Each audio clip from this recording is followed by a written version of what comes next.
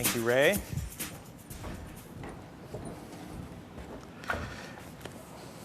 Oops. Next up, we're going to learn a little bit about beautifying your web applications through typography. Christopher Slye is Type Product Manager for Adobe. And again, I'd like to thank Adobe for their support of today's conference. Christopher is also in the WAF working group. Please welcome Christopher Slye. Thank you.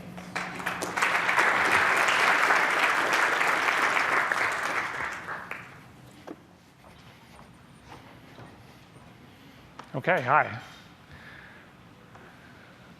Will this work?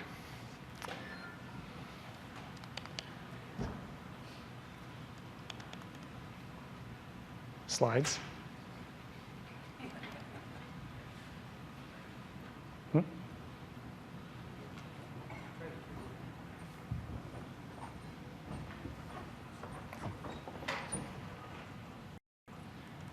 There's Keynote on here.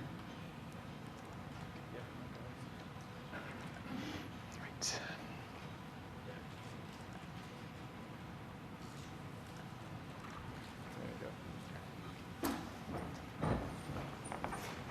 Thank you. OK, hi.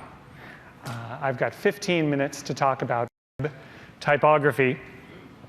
There's a lot going on these days with web typography. A lot of people know about @FontFace and WAF. I think there's been a lot of talk about that. So I'm going to cover that, but I'm also going to kind of breeze past it a bit because I want to get on to, does that look as bad as I think it does?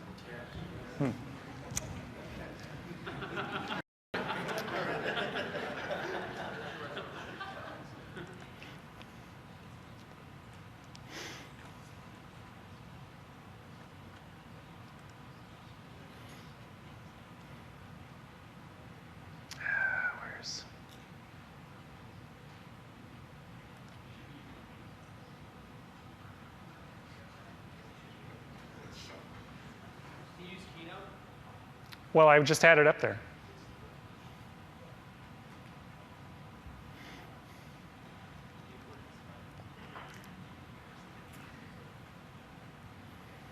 Looks good here.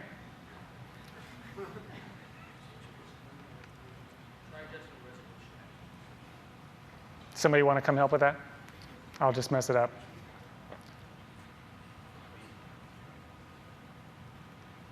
I have about 10 minutes to talk about web fonts now. Why don't you start? Yeah, OK.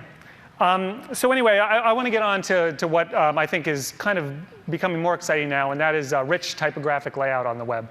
And that's coming down the pike with the CSS fonts module and a lot of open type layout that some of it's working today, and a lot more I think will work in the near future. Next slide. Yeah. So let's take a brief look at font formats and wrappers that we have today. There are two basic sort of elemental font formats, TrueType and PostScript CFF. Both of them exist in OpenType fonts, but they're sort of two fundamental different font formats, and they're sort of at the root of a lot of the problems we have today with compatibility, different browsers and platforms and OSs and that kind of thing. The good news, I guess, is that today, in today's browsers and hopefully going forward, PostScript and TrueType really will work the same. The quality will be just about the same. TrueType got this reputation as the web font format, but I think that's largely because it's required to be compatible with IE8 and backwards. So obviously, it's still essential, but the good thing is those formats should play better in the future. So we also have different font wrappers, and I call them wrappers because people often refer to them as formats, and that's fine, but we have EOT and WAF. They really are ways of conveying fonts from a server to a client and offer some functionality and protection along the way. EOT is Microsoft's font container, and that's been around since 97 or 98. It's always been exclusively for Internet Explorer, and so it never really took off. But of course, we have WAF now. WAF is our new web font format. So I'll talk a little bit about WAF. Nice. is the web open font format. I'm going to kind of breeze past this. I think a lot of you know this already. It will be a web standard. So it will be our first fully interoperable web font format. In fact, it pretty much already is, even though the specification isn't quite at the end yet. But it is now working in all modern web browsers, all major web browsers. It is a compressed font container. And it also accommodates metadata and private data. Did I miss one? OK. So let's look at the CSS fonts module. This is sometimes called the CSS3 fonts module. If you go and look at it in its current draft state, you'll see a section on font properties. These are all the things you're familiar with, weight and style. Then there's a section on resources, and that covers the @font face rule. And then there's the section on features, which covers glyph positioning and substitution. And that's the exciting stuff that I mentioned that's coming up. So let's go quickly over the @font face rule and see where we're at with that. This is just some really minimal @font face syntax, just so you can see what's going on. It's really just a way to associate a font file with a font name. So some arbitrary font family name. Point to the file, associate a name with it, and then use it in your style sheet. And you're good to go. There's a lot more to the @font face rule, but I'm just skipping over that. I'm going to skip ahead to this example of the bulletproof font face syntax to show you what we're dealing with today. This Paul Irish, who keep mentioning his name, he came up with this, and it's been iterated, improved. Ethan Dunham has added to it, I believe, and this is what we have to deal with all the problems of different web font formats, different browser compatibility, and so on. This works pretty well, but this is the kind of stuff you have to know if you want to use web fonts today. I'm not going to get into that anymore. There are lots of places on the web to find out about it. The fonts blog is a good place to go look if you want to learn more about that. Just want to mention web font services, because they are actually sort of filling a vital role right now. They handle a lot of the scary stuff for you. Very convenient.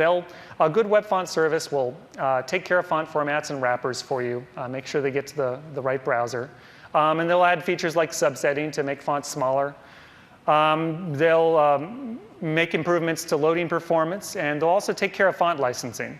Font licensing is still a problem on the web. And luckily, if you're using a reputable font service, web font service, you can be confident that the fonts you're using are properly licensed for web use. A good web font service will have quality control too, so they'll do work on the fonts and improve them. And of course, they can issue updates and make sure that any font upgrades and technology upgrades keep up with web standards and web technology. In the end, we still have to deal with platform rendering. There's really no getting around it, just because there are always user options and things that you can't predict. So as much as we can try to imagine what the user will receive, we still have to worry about the guy on the other end who will set his text to render in black and white bitmaps, and then send you an email and tell you how much your website sucks. And then you have to tell them to set their browser settings differently. What I am really excited about, though, is OpenType layout in web browsers and on the web. This is really, when you think about web typography, when I think about web typography, I think this is where it gets really good. Sure, having a lot of fonts and getting fonts on the web was a big step. That's an important tool, but we have that. So now we really have to start doing some extra work to make typography really good on the web. I want to talk a little bit about OpenType layout, because that's really what we're trying to use on the web now. The OpenType font format has nothing to do with the web, really. I mean, it's a separate specification, and it's been around for a while now. In a web font context, OpenType layout is really all about glyph substitution and positioning. And it's about getting better default behavior out of fonts, and also more typographic options. Any OpenType font, or most OpenType fonts, have extra glyphs and the instructions to use them in there. And this is not a new web thing. OpenType fonts have been shipping for 10 or 12 years. So most of the OpenType fonts out there already have extra glyphs in these instructions. It's just a matter of clients getting at those glyphs and instructions and using them properly, like we're hoping for on the web.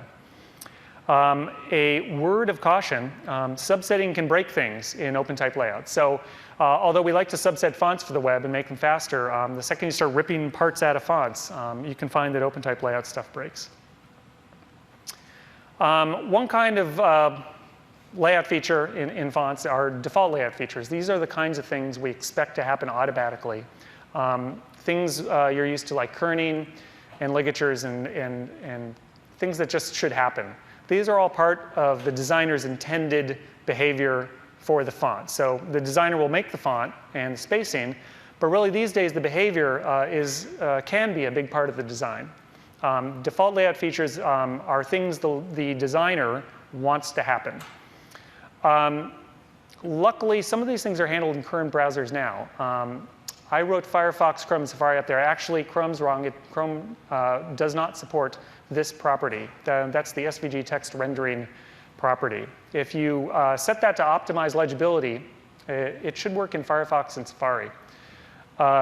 You will get these basic default layout features. Here's what I'm talking about. This is Fleesh script. It is filled with default ligatures and alternates. On the top there is just kind of what you get without OpenType. You get the basic glyphs, and it looks OK. But the second example there is what it really should look like. These are with default ligatures and other substitutions happening. There today, again, if you set optimized legibility, you can see that in some browsers. In the future, the first example there, I've got some code. That's how it should look from the CSS font spec eventually, once it gets finished. And you can also set that now in Firefox with some proprietary properties there. In fact, you don't even have to set it because this stuff should be on automatically. You'd really just use this code if you wanted to turn them off, but I put it up there so you could have a look. The other part of OpenType layout are these discretionary layout features, and these are things like small caps and old style figures. Things that the user or the designer wants to add with discretion, wants to decide to use them or not.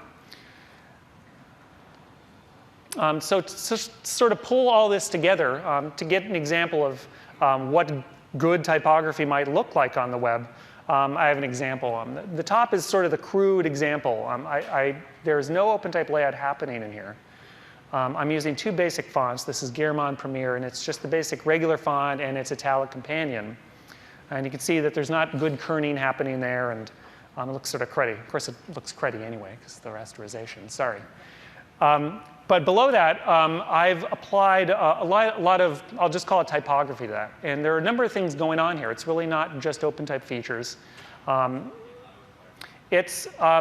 instance, I'm using different fonts. Web fonts, WAF, @FontFace, all these things are giving us access to more fonts. I can now use the display font of Garamond Premier to use in that big headline. And display fonts are designed for larger sizes, and their features are a little more delicate.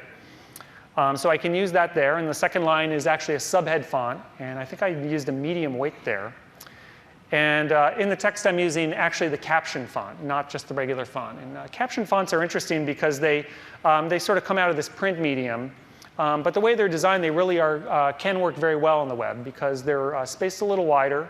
Their features are sturdier, and especially here in white on black, it helps make the text a little more legible. And I'm using some real small caps there on the bottom. So there are a number of things going on here. There are font choices, typographic choices, and then there are automatic features and some discretionary features as well. So I'm going to call out some of the stuff that's there. In gray, some of the article sizes I was just talking about.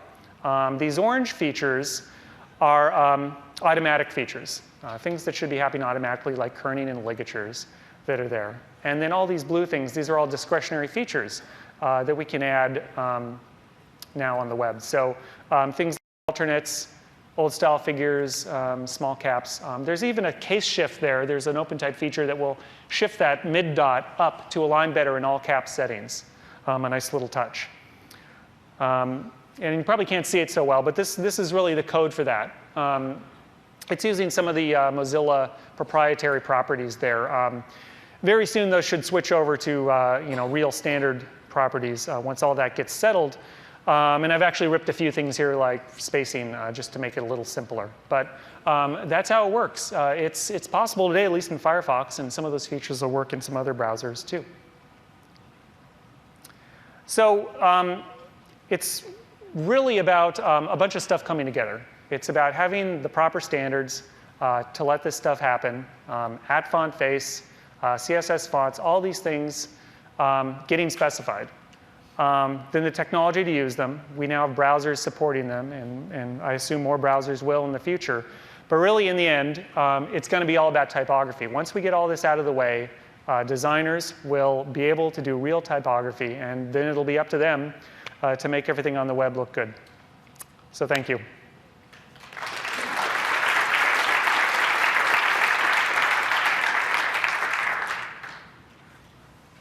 Questions? No.